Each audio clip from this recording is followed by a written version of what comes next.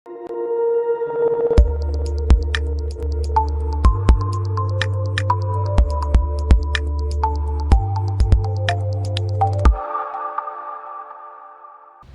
All, welcome to School Guru learning app. So നമ്മൾ പറഞ്ഞുകൊണ്ടിരിക്കുന്നത് നമ്മുടെ ബയോളജിയിലെ ഫസ്റ്റ് ചാപ്റ്ററും നിങ്ങളെ സയൻസിലെ 6th ചാപ്റ്ററുമായിട്ടുള്ള ലൈഫ് പ്രോസസ്സിനെ കുറിച്ചാണ്. സോ കഴിഞ്ഞ സെഷൻ എന്ന് പറഞ്ഞു കഴിഞ്ഞാൽ ഒരു ഇൻട്രൊഡക്ടറി പാർട്ടായിരുന്നു. നമ്മളെ ഈ ചാപ്റ്ററിൽ എന്തൊക്കെയാണ് നമ്മൾ ഡീൽ ചെയ്യാൻ പോകുന്നത് എന്നുള്ളതിൻ്റെ ഒരു ബേസിക് ഐഡിയ നിങ്ങൾക്ക് തരാൻ വേണ്ടി മാത്രമുള്ളൊരു സെഷനായിരുന്നു. എന്നാൽ ഇനി നമ്മൾ കണ്ടന്റിലേക്ക് കിടക്കുക. സോ കഴിഞ്ഞ സെഷനിൽ നിന്ന് നിങ്ങൾക്ക് മനസ്സിലായി എന്ന് ഞാൻ വിശ്വസിക്കുന്ന ഭാഗം ഇത്രയേ ഉള്ളൂ. ലൈഫ് എന്ന് പറഞ്ഞു കഴിഞ്ഞാൽ നമ്മളതിനെ പല പേഴ്സ്പെക്റ്റീവ്സിൽ നിന്ന് ചിന്തിക്കുമ്പോൾ ബ്രീത്തിങ് ഉള്ള, മൂവ്മെൻറ്റിന് സാധ്യമുള്ള, ഗ്രോത്ത് നടക്കുന്ന, ഇൻ്റർമോളിക്കുലാർ മൂവ്മെൻറ്റ്സ് നടക്കുന്ന, ഇനി മെയിൻറ്റെയിൻ ചെയ്ത് മുന്നോട്ട് പോകുന്ന എനിത്തിങ്ങിനെയും നമ്മൾ എന്ത് വിളിക്കുന്നു? ലൈഫ് ഉള്ള അല്ലെങ്കിൽ ലിവിങ് തിങ് എന്ന് വിളിക്കുന്നു അല്ലേ. ഇനി അതിന് 2 കാറ്റഗറി ഉണ്ട്. നമ്മൾ പറഞ്ഞു ആനിമൽസ് ഉണ്ട്, അതുപോലെ തന്നെ പ്ലാന്റ്സ് ഉണ്ട്. ഇനി അതിന് പല കൈൻഡ്സ് ഓഫ് ഓർഗനൈസേഷൻ ഉണ്ട്. അത് starting from cellular level, then tissue level, then organ level, then organ system level നമ്മൾ പറഞ്ഞിരുന്നു.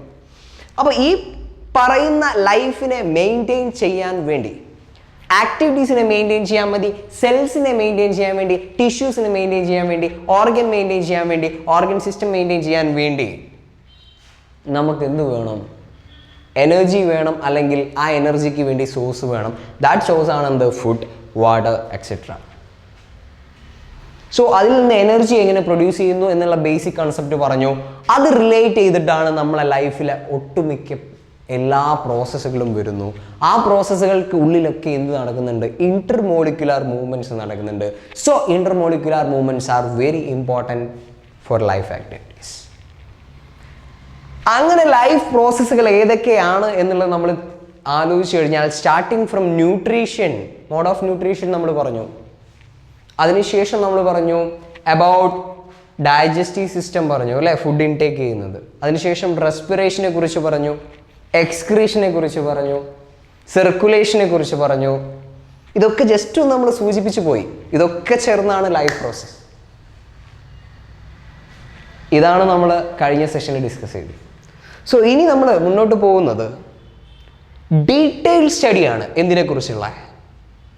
സ്റ്റാർട്ടിങ് നമ്മൾ പറഞ്ഞ ഡിസ്കസ് ചെയ്ത ന്യൂട്രീഷനെ കുറിച്ചുള്ള ഒരു ഇൻട്രൊഡക്ഷൻ ആൻഡ് അതിൻ്റെ ഒരു ഡീറ്റെയിൽ സ്റ്റഡി. ഇതാണ് അടുത്തത് നമ്മൾ നോക്കുന്നത്. സോ ഫസ്റ്റ്ലി നമ്മൾ പറഞ്ഞു ഈ പറഞ്ഞ ലൈഫ് പ്രോസസ്സിൻ്റെ ഒക്കെ ഏറ്റവും ഫസ്റ്റ് സ്റ്റേജ് എന്ന് പറഞ്ഞു കഴിഞ്ഞാൽ ഉള്ളിലേക്ക് വരണം എന്തെങ്കിലും ഒരു സോഴ്സ്. ആ സോഴ്സിനെ നമ്മൾ ഉള്ളിലേക്ക് ഇൻടേക്ക് ചെയ്യണം. അതാണ് nutrition. And that process is called as nutrition, or the mode is called as nutrition, or the way is called as nutrition. Anyway നമുക്ക് നോക്കാം ന്യൂട്രീഷൻ. സോ അതിനൊരു ഇൻട്രൊഡക്ഷൻ ആയിട്ട് നിങ്ങൾക്ക് കുറച്ച് ഡയലോഗുകൾ തന്നിട്ടുണ്ട്. നമുക്ക് ജസ്റ്റ് ഒന്ന് അതിലൂടെ ഒന്ന് ഗോ ത്രൂ ചെയ്യാം. When we walk or ride a bicycle, we are using up energy. Even when we are not doing any apparent activity, energy is needed to maintain a state of order in our body. നമ്മൾ എന്തെങ്കിലും work ചെയ്യുമ്പോൾ മാത്രം വേണ്ടതാണോ energy? ഞാനിപ്പോൾ നിങ്ങളോട് സംസാരിച്ചുകൊണ്ടിരിക്കുകയാണ് അല്ലേ, ഞാനിവിടെ നടന്നുകൊണ്ടിരിക്കുകയാണ്. So എൻ്റെ ബോഡിയിൽ നിന്ന് എനർജി ഇങ്ങനെ പോയിക്കൊണ്ടേ ഇരിക്കുകയാണ്. അത് ഞാനൊരു ആക്ടിവിറ്റി ചെയ്യുന്നതിനെ കൊണ്ടാണ്, അല്ലെങ്കിൽ ഞാനൊരു വർക്ക് ചെയ്യുന്നതിനെ കൊണ്ടാണ് എനർജി ലോസ് ചെയ്യുന്നത്. സപ്പോസ് ഞാൻ വർക്ക് ഒന്നും ചെയ്യാണ്ട് ഇവിടെ ഒരു ബെഡ് ഇട്ട് ആ ബെഡിനുള്ളിൽ കിടന്നുറങ്ങാമെന്ന് വിചാരിച്ചോ? പ്രത്യേകിച്ച് ഒരു പണി എടുക്കുന്നില്ലല്ലോ. അല്ല, അങ്ങനെയാണെങ്കിൽ സാറേ എനർജീൻ്റെ ആവശ്യമില്ലല്ലോ, നമ്മൾ പണിയൊന്നും എടുക്കുന്നില്ലല്ലോ എന്നുള്ളൊരു ചിന്ത നിങ്ങൾക്കുണ്ടെന്ന് വിചാരിച്ചു. അത് ശരിയാണോ അത് തെറ്റാണോ? വിച്ച് മീൻസ് നമ്മൾ വർക്ക് ചെയ്യുന്നുണ്ടോ ഇല്ലയോ എന്നുള്ളതിൻ്റെ ബേസിലല്ല നമ്മുടെ ബോഡിയിൽ നിന്ന് എനർജി കൺസ്യൂം ചെയ്യുന്നുണ്ടോ ഇല്ലേ എന്ന് നമുക്ക് പറയാൻ പറ്റും. നമ്മളെ ലൈഫ് ഉണ്ടോ, അത് ജീവനുള്ളൊരു വസ്തുവാണോ, അതിന്ന് എപ്പോഴും എനർജി എന്ത് ചെയ്യുന്നുണ്ട്? ലോസ് ചെയ്തുകൊണ്ടേയിരിക്കുന്നുണ്ട്, അല്ലെങ്കിൽ മെയിൻ്റനൻസിന് വേണ്ടി എനർജി കൺസ്യൂം ചെയ്തുകൊണ്ടിരിക്കുന്നുണ്ട്. Clear? So we also need materials from outside in order to grow.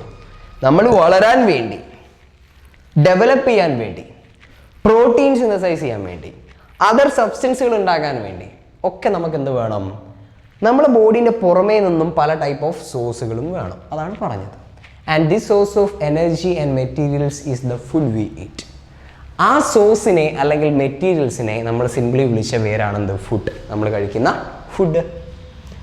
ആ ഫുഡിൽ നിന്ന് നമുക്ക് എന്ത് ചെയ്യാൻ പറ്റുള്ളൂ? എനർജി ഉണ്ടാക്കാൻ പറ്റുള്ളൂ.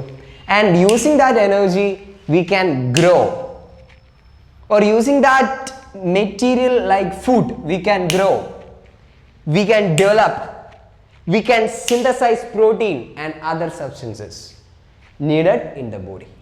ക്ലിയർ ആണോ? ഓക്കെ ആണോ? ഇനി എങ്ങനെയൊക്കെ നമ്മൾ ഫുഡ് ഉള്ളിലേക്ക് കൺസ്യൂം ചെയ്യുന്നു എന്നുള്ളതിൻ്റെ ബേസിൽ നമ്മുടെ ന്യൂട്രീഷനെ രണ്ടെണ്ണമായിട്ട് ക്ലാസിഫൈ ചെയ്യുന്നുണ്ട്. ഇനി how do living things get there food? എങ്ങനെയാണ് ലിവിങ് തിങ്സിന് ഫുഡ് കിട്ടുന്നത്? The general requirements for energy and materials is common in all organisms, but it is fulfilled in different ways. എല്ലാ ഓർഗാനിസത്തിനും energy റിക്വയർമെൻറ്റിന് വേണ്ടിയിട്ട് തന്നെയാണ് ഈ മെറ്റീരിയൽസിനെ ഉള്ളിലേക്ക് കൺസ്യൂം ചെയ്യുന്നത്, സംശയമൊന്നുമില്ല. പക്ഷേ ഇതെല്ലാത്തിനും കൺസെപ്റ്റ് ഒന്നാണെങ്കിലും ഈ രീതികൾ ഏതൊക്കെ രീതിയിലാണ് കൺസ്യൂം ചെയ്യുന്നത് എന്നുള്ളത് ഡിഫറെൻ്റ് ആണ്. ഡിഫറെൻറ്റ് മോഡ്സിലാണ് എന്ത് ചെയ്യുന്നത് അവർ കൺസ്യൂം ചെയ്യുന്നത് അല്ലെങ്കിൽ ഫുൾഫിൽ ചെയ്യുന്നത്.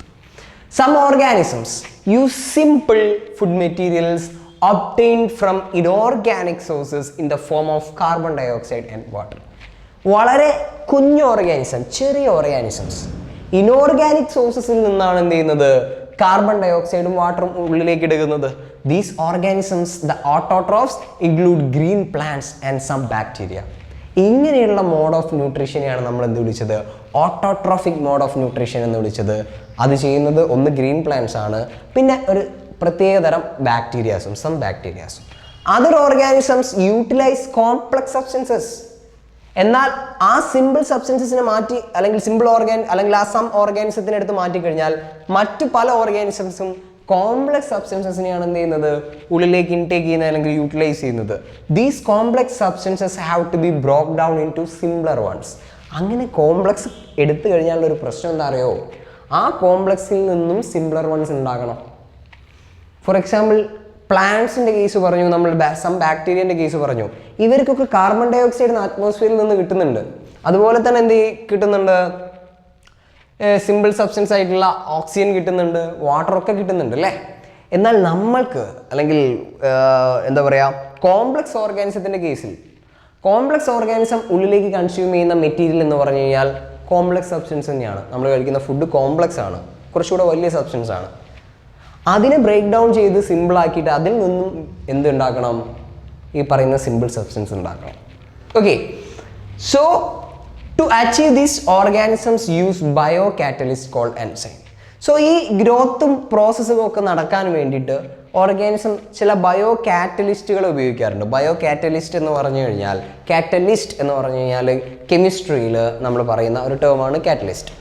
Some mode of chemical reaction, ആ റിയാക്ഷൻ്റെ സ്പീഡ് കൂട്ടാൻ വേണ്ടി സഹായിക്കുന്ന ഒരു എക്സ്റ്റേണൽ ഏജൻറ്റിനെയാണ് നമ്മൾ എന്ത് വിളിക്കുന്നത്? കാറ്റലിസ്റ്റ് എന്ന് വിളിക്കുന്നത്. സോ ബയോ കാറ്റലിസ്റ്റ് എന്ന് പറഞ്ഞു കഴിഞ്ഞാൽ ബയോളജിക്കൽ പ്രോസസ്സുകൾ, ആ ബയോളജിക്കൽ പ്രോസസ്സിനെ എൻഹാൻസ് ചെയ്യാൻ വേണ്ടി സഹായിക്കുന്ന സബ്സ്റ്റൻസിനെയാണ് നമ്മൾ എന്ത് വിളിക്കുന്നത്? ബയോ കാറ്റലിസ്റ്റ് എന്ന് വിളിക്കുന്നത്. സോ അത്തരത്തിലൊരു ബയോ കാറ്റലിസ്റ്റ് ആണ് എന്ത് മക്കളെ? എൻസൈംസ്. എന്താണ്? എൻസൈംസ്. പറഞ്ഞേ, enzymes. Thus, the heterotrophs' survival depends directly or indirectly on autotrophs. അതിൽ നിന്ന് തന്നെ നമുക്ക് ഒരു കാര്യം മനസ്സിലാക്കാൻ പറ്റും. എന്താണ് മനസ്സിലാക്കാൻ പറ്റുക? ഹെട്രോട്രോഫ്സ് എപ്പോഴും എന്താണ്? ഓട്ടോട്രോഫ്സിനെ ഇൻഡയറക്ട്ലി എന്ത് ചെയ്യുന്നുണ്ട് അല്ലെങ്കിൽ ഡയറക്ട്ലി എന്ത് ചെയ്യുന്നുണ്ട്? ഡിപ്പെൻഡ് ചെയ്യുന്നുണ്ട്. Heterotrophic organisms include animals. ഏതൊക്കെയാണ് ഹെട്രോട്രോഫിക് ഓർഗാനിസംസ്? ആനിമൽസ് ഹെട്രോട്രോഫിക് ആണ്, അതുപോലെ തന്നെ ഫംഗയും ഹെട്രോട്രോഫിക് ആണ്. സോ ഓട്ടോട്രോഫിക് എന്ന് പറഞ്ഞാൽ നമ്മളെ മൈൻഡിലേക്ക് ഓർമ്മ വരേണ്ടത് അല്ലെങ്കിൽ ഓടി വരേണ്ടത് പ്ലാന്റ്സ് ആണ് and some bacteria. Some bacteria, ഞാൻ ബാക്ടീരിയ കുത്തു എന്ന് കിട്ടും കേട്ടോ, എഴുതാൻ ഉള്ള മടി കൊണ്ടാണ്. ഇനി ഹെട്രോട്രോഫ്സ് എന്ന് പറഞ്ഞു കഴിഞ്ഞാൽ അതിൽ വരുന്ന രണ്ട് കാറ്റഗറി, ഒന്ന് ആനിമലാണ്, ആനിമൽസ്, ആൻഡ് ഫംഗസ് അല്ലെങ്കിൽ ഫംഗൈ. ക്ലിയർ ആണോ? ഓക്കെ ആണോ? These are autotrophs, these are heterotrophs. Autotrophs എന്ന് പറഞ്ഞാൽ സിംപ്ലർ വൺസിനെയാണ് കൺസ്യൂം ചെയ്യുക, വിച്ച് മീൻസ് കാർബൺ ഡൈ ഓക്സൈഡിനെ കൺസ്യൂം ചെയ്യുന്നു, അതുപോലെ തന്നെ വാട്ടറിനെ കൺസ്യൂം ചെയ്യുന്നു. എന്നാൽ ഹെറ്ററോട്രോഫ്സ് എന്ന് പറഞ്ഞു കഴിഞ്ഞാൽ കോംപ്ലക്സ് സബ്സ്റ്റൻസിനെയാണ് കൺസ്യൂം ചെയ്യുക. സോ ആ കോംപ്ലക്സ് സബ്സ്റ്റൻസിനെ എന്താക്കി മാറ്റണം? സിംപ്ലർ വൺസ് ആക്കി മാറ്റണം. എന്നിട്ട് അതിന് ശേഷമേ അവർക്ക് എനർജി പ്രൊഡക്ഷൻ നടത്താൻ പറ്റുള്ളൂ. സോ പലപ്പോഴും എന്തായിരിക്കും, ഈ പറഞ്ഞ ഓട്ടോട്രോഫ്സ് തന്നെയായിരിക്കും ഹെറ്ററോട്രോഫ്സ് യൂസ് ചെയ്യുന്ന കോംപ്ലക്സ് സബ്സ്റ്റൻസസ്. മനസ്സിലായോ? അത് ഡയറക്റ്റ്ലി ഓർ ഇൻഡയറക്റ്റ്ലി എന്ത് ചെയ്യും? ഓട്ടോട്രോഫ്സിനെയാണ് ഹെറ്ററോട്രോഫ്സ് കൺസ്യൂം ചെയ്യുന്നത്. ക്ലിയർ അല്ലേ? ഓക്കെ അല്ലേ? ഇത്ര ആലോചിച്ചാൽ മതി. പ്ലാന്റ്സ് വെജിറ്റബിൾസ് തരുന്നു, ഫ്രൂട്ട്സ് തരുന്നു, അത് നമ്മൾ കൺസ്യൂം ചെയ്യുന്നില്ലേ? ഇല്ലടാ. ഇനി നമ്മൾ വെജിറ്റേറിയൻ അല്ല നോൺ വെജും കൂടെ ആണെന്ന് വിചാരിച്ചോ, നമ്മൾ കഴിക്കുന്ന പല ടൈപ്പ് ഓഫ് ഓർഗാനിസംസ് ഉണ്ടല്ലേ, ഫിഷ് ആയിരിക്കോട്ടെ, ചിക്കൻ ആയിക്കോട്ടെ, ബീഫ് ആയിക്കോട്ടെ, ഇതൊക്കെ കഴിക്കുന്നത് എന്താണ്?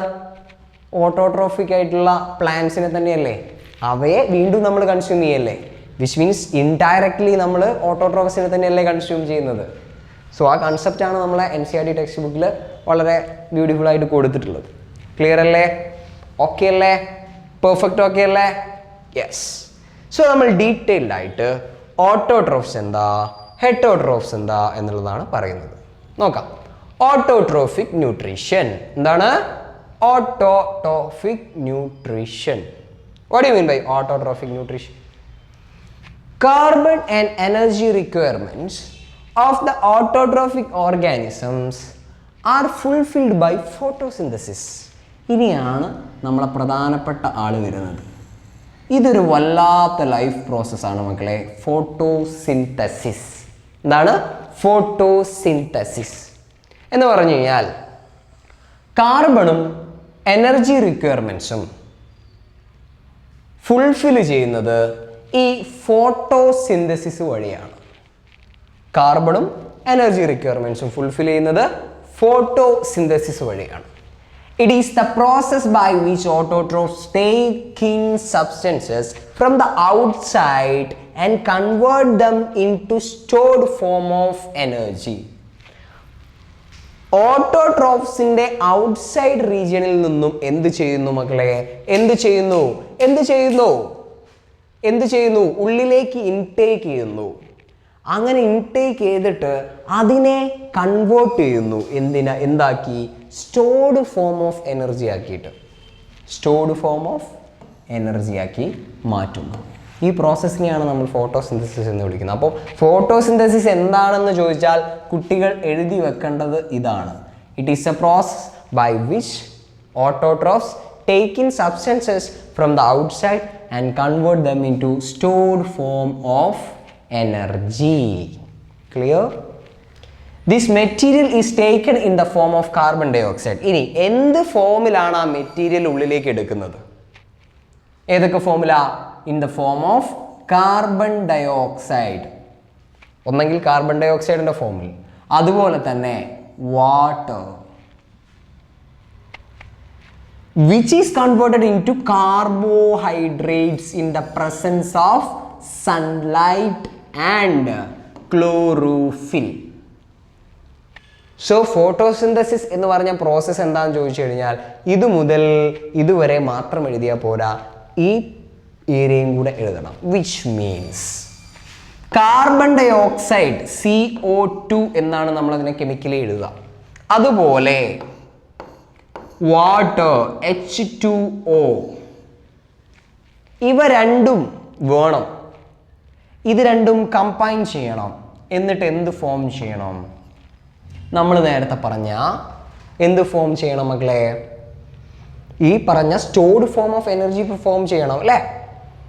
ഇനി അതിനെന്തൊക്കെ സഹായിക്കുന്നു? സൺലൈറ്റ്, ഒന്ന് സൺലൈറ്റ്, അതേപോലെ തന്നെ ക്ലോറോഫിൽ.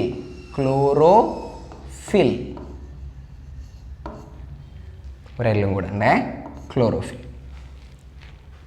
അപ്പോൾ ഈ CO2 H2യും സൺലൈറ്റിൻ്റെ സഹായത്താലെ ക്ലോറോഫിലിൻ്റെ സഹായത്താലെ കമ്പൈൻ ചെയ്തിട്ട് ഒരു സാധനം ഉണ്ടാവുന്നു.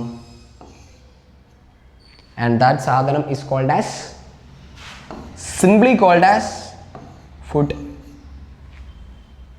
ക്ലിയർ ആണോ? ഇനി അതിനെ കെമിക്കലി നമ്മൾ എഴുതുകയാണെങ്കിൽ it will be C6H12O6, glucose എന്ന് പറയും നമ്മൾ. ഇതതിൻ്റെ കെമിസ്ട്രി. സിമ്പിളായിട്ട് പറയുകയാണെങ്കിൽ കാർബൺ ഡൈ ഓക്സൈഡും വാട്ടറും കൂടെ കമ്പൈൻ ചെയ്തിട്ട് അതിൽ നിന്ന് എന്ത് പ്രിപ്പയർ ചെയ്യുന്നു? സ്റ്റോർഡ് ഫോം ഓഫ് എനർജി ആയിട്ടുള്ള ഫുഡ് പ്രിപ്പയർ ചെയ്യുന്നു. ആരുടെയൊക്കെ ഹെൽപ്പോടെ? സൺലൈറ്റിൻ്റെയും ക്ലോറോഫിലിൻ്റെയും സഹായത്തോടെ. These complete process is called as photosynthesis. ഇതാണ് ഓട്ടോട്രോഫ്സ് ചെയ്യുന്നത്. വിച്ച് മീൻസ് അവ തന്നെ ഫുഡ് ഉണ്ടാക്കും. നിങ്ങൾ ആലോചിച്ച് നോക്കിയേ, നമ്മളൊരു ഏറ്റവും നമ്മൾ കാണുന്ന ഒരു പ്ലാന്റാണ് അല്ലെങ്കിൽ ഒരു സാധനമാണ് വാഴ അല്ലേ? അപ്പോൾ ഈ ബനാന അതിൻ്റെ കേസ് എടുത്ത് നോക്കുകയെന്ന് വിചാരിച്ചു. സോ അത് നമ്മൾ കുഴിച്ചിട്ട് അത് വലുതായി അല്ലേ? വലുതായി കഴിഞ്ഞാൽ അതിൽ നിന്നുണ്ടാവുന്നുണ്ട് വാഴപ്പഴം ഉണ്ടാവുന്നുണ്ട്. വായക്ക നമ്മളെടുത്ത് കഴിക്കാറുണ്ട് അല്ലേ? പഴം അല്ലേ? നേന്ത്രപ്പഴം അത് നമ്മൾ കഴിക്കാറുണ്ട്. സോ കാർബൺ ഡൈ ഓക്സൈഡ് ഉള്ളിലേക്ക് എടുത്ത് റൂട്ട്സിലൂടെ വാട്ടർ ഇൻടേക്ക് ചെയ്ത് സൺലൈറ്റിൻ്റെ പ്രസൻസിലാണ് എന്ത് ചെയ്യുന്നത്? ക്ലോറോഫിലിൻ്റെ സഹായത്താലെ ഫോട്ടോസിന്തസിസ് നടന്നിട്ടാണ് ഈ പണ്ട ഫുഡ് ഉണ്ടാക്കുന്നത്. വിച്ച് മീൻസ് വാഴപ്പഴം ഉണ്ടാവുന്നത്. കേൾക്കുമ്പോൾ എന്തോ ഒരു അത്ഭുതം പോലെ തോന്നില്ലേ? ഇതെല്ലാ പ്ലാന്റ്സിലും നടക്കുന്നുണ്ട്, ഗ്രീൻ പ്ലാന്റ്സിലൊക്കെ നടക്കുന്നുണ്ട്. സോ അതുകൊണ്ടാണ് hence they are called as autotrophs. Clear? Okay, perfect. Okay, ഇനി we will study how this takes place in the next section. അടുത്ത സെക്ഷനിൽ നമ്മൾ പഠിക്കും the carbohydrates which are not used immediately are stored in the form of starch. ഇനി ചില carbohydrate immediately ആയിട്ട് use ചെയ്തിട്ടില്ലെങ്കിൽ അവ സ്റ്റാർച്ചിൻ്റെ ഫോമിൽ എന്ത് ചെയ്യും? സ്റ്റോർ ചെയ്ത് വെക്കും. Which serves as the internal energy reserve. അതാണ് ഏതൊരു പ്ലാന്റിൻ്റെയും ഇൻറ്റേർണൽ എനർജി റിസർവ് ആയിട്ട് നിൽക്കുന്നത്. To be used as and when required by the plant. പ്ലാന്റിന് ആവശ്യാനുസരണം ഉപയോഗിക്കാൻ പറ്റിയ ഒരു ഇൻറ്റേർണൽ എനർജി റിസർവ് ആയിട്ട് ഇമ്മീഡിയറ്റ് ആയിട്ട് യൂസ് ചെയ്യാത്ത കാർബോഹൈഡ്രേറ്റ്സിനെ സ്റ്റാർച്ച് ആയിട്ട് കൺവേർട്ട് ചെയ്ത് അവിടെ വെക്കും. ഇനി a somewhat similar situation is seen in us where some of the energy derived from the food we eat is stored in our body in the form of glycogen. നമ്മളെ ബോഡിയിലകത്തും നമ്മൾക്ക് ഭക്ഷണം കഴിച്ച് excess ആയിട്ട് വരുന്ന അല്ലെങ്കിൽ നമ്മൾ ഉള്ളിലേക്ക് എടുത്തതിൽ നിന്നും എക്സസ് ആയിട്ട് വരുന്ന സ്റ്റോർഡ് എക്സസ് ആയിട്ട് വരുന്ന മെറ്റീരിയലിനെ എപ്പോഴും ഗ്ലൈക്കോജൻ ആയിട്ടാണ് കൺവേർട്ട് ചെയ്ത് നമ്മൾ സ്റ്റോർ ചെയ്ത് വെക്കാനുണ്ട് ആവശ്യാനുസരണം ഉപയോഗിക്കാൻ വേണ്ടി, ഒരു എനർജി റിസർവ് ആയിട്ട്. അതുപോലെ പ്ലാന്റിനകത്തുള്ള ഒരു എനർജി റിസർവ് ആണ് എന്ത്? കാർബോഹൈഡ്രേറ്റ്സിനെ സ്റ്റാർച്ച് ആയിട്ട് കൺവേർട്ട് ചെയ്ത് അവിടെ വെക്കും. ക്ലിയർ ആണോ? ഓക്കെ ആണോ? പെർഫെക്റ്റ് ഓക്കെ ആണോ? സോ ഇതൊരു വൺ വേർഡ് ക്വസ്റ്റ്യൻ ഒക്കെ ആയിട്ട് ചോദിക്കാം. The carbohydrates which are not used immediately are stored in the form of dash. എന്താണ്? Starch. Okay, and which serves as dash internal energy reserve. Okay അല്ലേ? Clear അല്ലേ?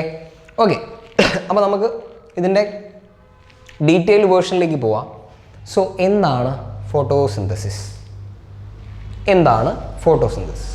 നമ്മൾ ഈ ന്യൂട്രീഷൻ, ഓട്ടോട്രോഫിക് ന്യൂട്രീഷൻ്റെ ഏറ്റവും important പാർട്ടാണ് നമ്മൾ ഈ പറഞ്ഞ photosynthesis.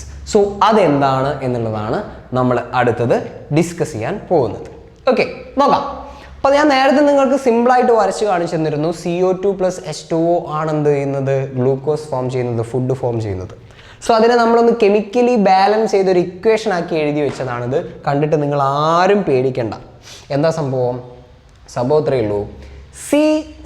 CO2 + H2O gives C6H12 + O6 + CO2 + 6H2O. ഇതിന് 6 എന്ന് കൊടുക്കാൻ കാരണം ബാലൻസ് ചെയ്തതാണ്. 6 CO2 മോളിക്യൂൾസ് വേണം, അതിലേക്ക് 12 H2O മോളിക്യൂൾ വേണം. എന്നാൽ മാത്രമേ ഒരു ഗ്ലൂക്കോസ് മോളിക്യൂളും ഉണ്ടാവുള്ളൂ. 6 O2 മോളിക്യൂളും 6 H2O മോളിക്യൂളും പ്രൊഡക്റ്റ് ആയിട്ട് ഉണ്ടാവും. ഓക്കെ, സോ ഒരു C6H12 അല്ലെങ്കിൽ ഒരു ഗ്ലൂക്കോസ് മോളിക്യൂൾ ഉണ്ടാവണമെങ്കിൽ 6 CO2 12 H2Oയും വേണം. അത്രേ പറഞ്ഞിട്ടുള്ളൂ. കാരണം 6 കാർബൺ വേണം മക്കളെ. ആ 6 കാർബൺ തരണമെങ്കിൽ ഇവിടെ 6 CO2 വേണം. കാരണം ഈ കാർബൺ ഡിസോസിയേറ്റ് ചെയ്തിട്ടാണ് ആ കാർബണാണ് ഇങ്ങോട്ട് പോയിട്ട് ഗ്ലൂക്കോസായി മാറുന്നതിൽ റോള് വഹിക്കുന്നത്. അതുപോലെ ഈ H2Oയും ഡിസോസിയേറ്റ് ചെയ്യണം. 12 H2 ആയി മാറും. 12 H2 എന്ന് പറഞ്ഞു കഴിഞ്ഞാൽ ടോട്ടലി എത്ര വരും? 24 ഹൈഡ്രജൻ വരും അല്ലേ? സോ ഇതിൽ 12 ഹൈഡ്രജൻ ഇവിടെ പോയി. കാരണം ആ 12 ഹൈഡ്രജൻ കാർബണായിട്ട് കമ്പൈൻ ചെയ്ത് കഴിഞ്ഞാലേ ഗ്ലൂക്കോസ് ഫോം ചെയ്യാനുള്ള ഒരു ബൈ പ്രൊഡക്റ്റായി നിൽക്കുള്ളൂ. അതിലേക്ക് 6 ഓക്സിജനും കമ്പൈൻ ചെയ്യണം. അതും ഈ H2Oയിൽ നിന്ന് കിട്ടണം. എന്ന് പറഞ്ഞാൽ 12 ഓക്സിജൻ ഉണ്ടാവും ഇവിടെ. അതിൽ 6 ഓക്സിജൻ ഗ്ലൂക്കോസിലേക്ക് പോയി. എന്നിട്ട് ബാക്കി ഉണ്ടാവുന്ന ഓക്സിജനും ഹൈഡ്രജനും ഇല്ലേ, അതാണ് എന്തായി മാറുന്നത് 6 ഓക്സിജൻ മോളിക്യൂളും ഡയറ്റോമിക് ഓക്സിജൻ മോളിക്യൂളും അതുപോലെ 6 H2O മോളിക്യൂളായിട്ട് മാറുന്നു. ക്ലിയർ ആയോ? സോ ഫോട്ടോസിന്തസിസിൻ്റെ ബൈ പ്രൊഡക്റ്റ് ആയിട്ട് ഉണ്ടാകുന്ന ഒരു സാധനമാണ് ഓക്സിജൻ. ഫുഡ് എന്തായാലും ഉണ്ടാവുന്നുണ്ട്, അല്ലെങ്കിൽ ഗ്ലൂക്കോസ് എന്തായാലും ഉണ്ടാവുന്നുണ്ട്, ഒബ്വിയസ്ലി അതാണല്ലോ ഫോട്ടോസിന്തസിസ്. പക്ഷേ പ്ലസ് എന്തും കൂടെ ഉണ്ടാവുന്നുണ്ട്, ഓക്സിജൻ ഉണ്ടാവുന്നുണ്ട്. ദിസ് വെരി ഇമ്പോർട്ടൻ്റ് ആണ് ഈ സാധനം, വളരെ വളരെ ഇമ്പോർട്ടൻ്റ് ആണ്. അതുപോലെ തന്നെ വാട്ടറും ഉണ്ടാവുന്നുണ്ട്. പക്ഷെ ഓക്സിജൻ ഉണ്ടാവുന്നത് വളരെ വളരെ ഇമ്പോർട്ടൻ്റ് ആണ്. എന്തുകൊണ്ട് എന്നുള്ളത് നമുക്ക് പിന്നീട് പറയാം. സോ ശ്രദ്ധിക്കണം, C6H12O6 ഉണ്ടാവുന്നത് പോലെ തന്നെ ഓക്സിജൻ ഉണ്ടാവുന്നുണ്ട്, വാട്ടറും ഉണ്ടാവുന്നുണ്ട്. അതാണ് സിംപ്ലി ഈ കെമിക്കൽ ഇക്വേഷൻ. ഇനി let us now see what actually happens during the process of photosynthesis. ഇനി താഴെ നമുക്ക് കാണുന്ന 3 പ്രോസസ്സുകളാണ് സാധാരണഗതിയിൽ ഫോട്ടോസിന്തസിസിനകത്ത് നടക്കുന്നത്. നോക്കാം എന്തൊക്കെയാണ്. ഒന്നാമത്തത് number 1, absorption of light energy by chlorophyll. എന്തിനാണ് ഈ ക്ലോറോഫിൽ എന്ന് പറഞ്ഞ സാധനം ഇവിടെ എഴുതി വെച്ചത്? മക്കളെ, ഈ പറഞ്ഞ കോമ്പിനേഷൻ നടക്കണമെങ്കിൽ, ഈ പറഞ്ഞ ബയോ കെമിക്കൽ പ്രോസസ്സ് നടക്കണമെങ്കിൽ എക്സ്റ്റേണൽ ആയിട്ടൊരു എനർജി നമുക്ക് വേണം. വേണ്ടേ? നമ്മൾ ഫുഡ് കുക്ക് ചെയ്യാമെന്ന് വിചാരിച്ചോ, നമ്മൾ താഴെ ഹീറ്റ് ചെയ്യുന്നില്ലേ, അതൊരു എക്സ്റ്റേണൽ എനർജി കൊടുക്കുന്നതിനെ കൊണ്ടല്ലേ ഫുഡ് പ്രിപ്പയർ ചെയ്യാൻ പറ്റുന്നത്. ഇനി എന്ത് ടൈപ്പ് ഓഫ് പ്രോസസ്സ് നടക്കുകയാണെങ്കിലും ഒരു എനർജി എപ്പോഴും ആവശ്യമാണ്. സോ ഇവിടെയുള്ള ഒരു എക്സ്റ്റേണൽ എനർജി എന്താണ്?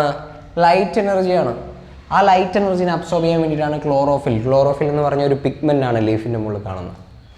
So absorption of light energy by chlorophyll, അതാണ് ഒന്നാമത്തെ പ്രോസസ്സ് അല്ലെങ്കിൽ ഒന്നാമത്തെ step. 2, conversion of light energy to chemical energy. ആ ലൈറ്റ് എനർജീനെ കെമിക്കൽ എനർജി ആയിട്ട് കൺവേർട്ട് ചെയ്യുന്നു. എങ്ങനെ? Splitting of water molecule into hydrogen and ഓക്സിജനും നടത്താൻ ആര് സഹായിക്കുന്നുണ്ട്? ലൈറ്റ് എനർജി സഹായിക്കുന്നുണ്ട്. അതായത് നമ്മൾ പറയില്ലേ, H2Oനെ സ്പ്ലിറ്റ് ചെയ്ത് ഹൈഡ്രജനും ഓക്സിജനും ആക്കി മാറ്റണമെങ്കിൽ ആര് വേണം? സൺലൈറ്റ് വേണം. കാരണം ആ എനർജിയിൽ നിന്ന് മാത്രമേ ഈ പറഞ്ഞ സ്പ്ലിറ്റിംഗ് എന്ന് പറഞ്ഞ പ്രോസസ്സ് നടക്കുള്ളൂ. ഓക്കെ, ഇനി reduction of carbon dioxide to carbohydrates. Carbon ഡയോക്സൈഡിനെ റെഡ്യൂസ് ചെയ്ത് കാർബോഹൈഡ്രേറ്റ്സ് ആക്കി മാറ്റുന്നു. റിഡക്ഷൻ പ്രോസസ്സ് നടക്കുന്നു. ഈ 3 സ്റ്റെപ്പുകളും എന്തിൻ്റെ എസെൻഷ്യൽസ് ആണ്? ഫോട്ടോസിന്തസിസ് എന്ന് പറയുന്ന പ്രോസസ്സിൻ്റെ ഡിഫറെൻറ്റ് ഇവൻറ്റുകളാണ്. These steps need not take place one after the other immediately. ഒന്നിനു പുറകെ ഒന്നായിട്ട് ഇങ്ങനെ നടക്കുകയല്ല. For example, desert plants take up carbon dioxide at night and prepare an intermediate which is acted upon by the energy absorbed by the chlorophyll during the day. ഇത് ഒന്നിനു പുറകെ ഒന്നായിട്ട് നടക്കുന്നതല്ല. കാരണം ഒരു ഉദാഹരണം തന്നത് നമ്മളെ ഈ പറയുന്ന ഡെസേർട്ടിനകത്ത് കിടക്കുന്ന ചില പ്ലാന്റുകൾ കാർബൺ ഡയോക്സൈഡിനെ അബ്സോർബ് ചെയ്യുന്നത് നൈറ്റിലും, എന്നിട്ട് അബ്സോർബ് ചെയ്ത സാധനം ഉപയോഗിച്ചുകൊണ്ട് ഡേ ടൈമിലാണ് എന്ത് ചെയ്യുന്നത്? പ്രോസസ്സ് നടത്തുന്നത്. എന്ന് പറഞ്ഞു കഴിഞ്ഞാൽ ഇതൊന്നും ഒന്നിന് പിറകെ ഒന്നായിട്ട് നടക്കുന്നതല്ല എന്ന് കാണിക്കാൻ വേണ്ടിയിട്ടാണ് ഈ എക്സാമ്പിൾ ഇട്ടത്. ഇറ്റ് ഡിപ്പെൻഡ്സ്, ഓരോരോ പ്ലാനിനെ ഡിപ്പെൻഡ് ചെയ്ത് വരും. പക്ഷെ ഇതൊക്കെ നടക്കുന്നുണ്ട് ഏതൊരു പ്ലാനിനകത്തും. ഫോട്ടോസിന്തസിസ് നടക്കുന്നുണ്ടോ? ഈ 3 കാര്യമായ പ്രോസസ്സുകളും എന്തായാലും നടക്കും. ക്ലിയർ അല്ലേ? ഓക്കെ അല്ലേ? ഇനി നമ്മളീ പറഞ്ഞ ക്ലോറോഫില്ലും കാര്യങ്ങളും ഒക്കെ എവിടെയാണ്, എങ്ങനെയാണ്, എവിടെ വെച്ചാണ് ഇത് നടക്കുന്നത് എന്നുള്ളതൊക്കെയാണ് അടുത്ത് പറയുന്നത്. ഇനി let us see how each of the components of the above reaction are necessary for photosynthesis. എങ്ങനെയാണ് ഈ പറയുന്ന കോമ്പോണൻസ് ഒക്കെ ഫോട്ടോസിന്തസിസിന് നെസസറി ആയിട്ട് വരുന്നത് അല്ലെങ്കിൽ ആവശ്യമായിട്ട് വരുന്നത് എന്നുള്ളതാണ് നമ്മൾ അടുത്തത് പറയുന്നത്.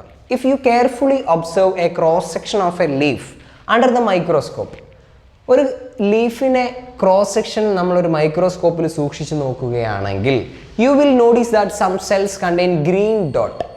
ചില സെല്ലുകളിൽ പ്രത്യേക തരം ഈ ഗ്രീൻ ആയിട്ടുള്ള കുത്തുകൾ കാണും, ഗ്രീൻ ഡോട്ടുകൾ കാണും. These green dots are cell organelles called chloroplast. ആ ഗ്രീൻ ഡോട്ടുകൾ എന്താണ്?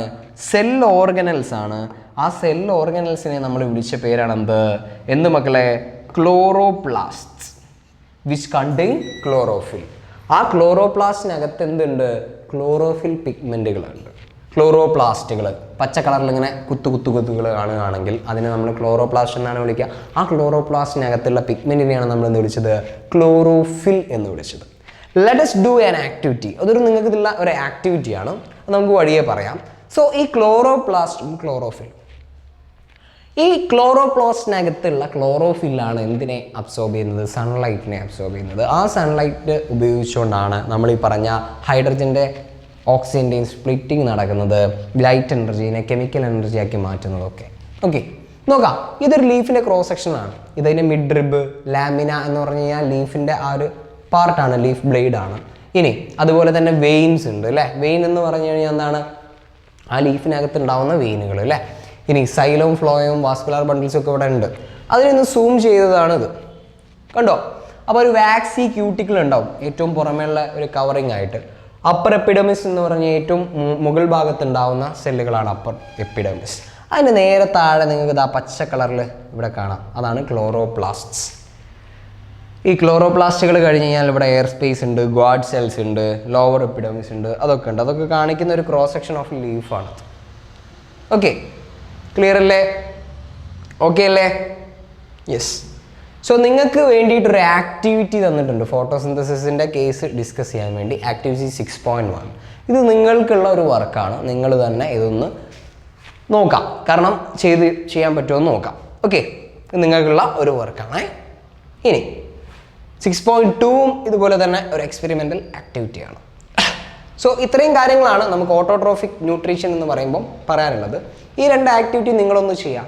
ഈ ആക്ടിവിറ്റീസിനെ നമ്മൾ ഡീറ്റെയിൽ ചെയ്തിട്ട് ഈ ചാപ്റ്ററിൻ്റെ ലാസ്റ്റ് സെഷനായിട്ട് നിങ്ങൾക്ക് മുന്നിൽ നമ്മളൊരു പ്രസൻറ്റേഷനായിട്ട് തന്നെ വെക്കും. ഇത് ജസ്റ്റ് നിങ്ങളൊന്ന് ട്രൈ ചെയ്ത് നോക്കുക. ഇതിനുള്ള ആൻസേഴ്സ് നിങ്ങൾ ഫൈൻഡ് ഔട്ട് ചെയ്യാൻ വേണ്ടി ശ്രമിച്ചു നോക്കുക. സോ ഓട്ടോട്രോഫിക് ന്യൂട്രീഷനാണ് ഇതുവരെ നമ്മൾ പറഞ്ഞത്. അതിനകത്ത് എങ്ങനെയാണ് ഈ ഫോട്ടോസിന്തസിസ് എന്ന് പറയുന്ന പ്രോസസ്സ് നടക്കുന്നത് എന്നുള്ള കാര്യങ്ങളാണ് നമ്മൾ പറഞ്ഞത്. സോ നിങ്ങൾക്ക് എല്ലാവർക്കും മനസ്സിലായി എന്നുള്ള വിശ്വാസത്തോടു കൂടി thank you so much and by.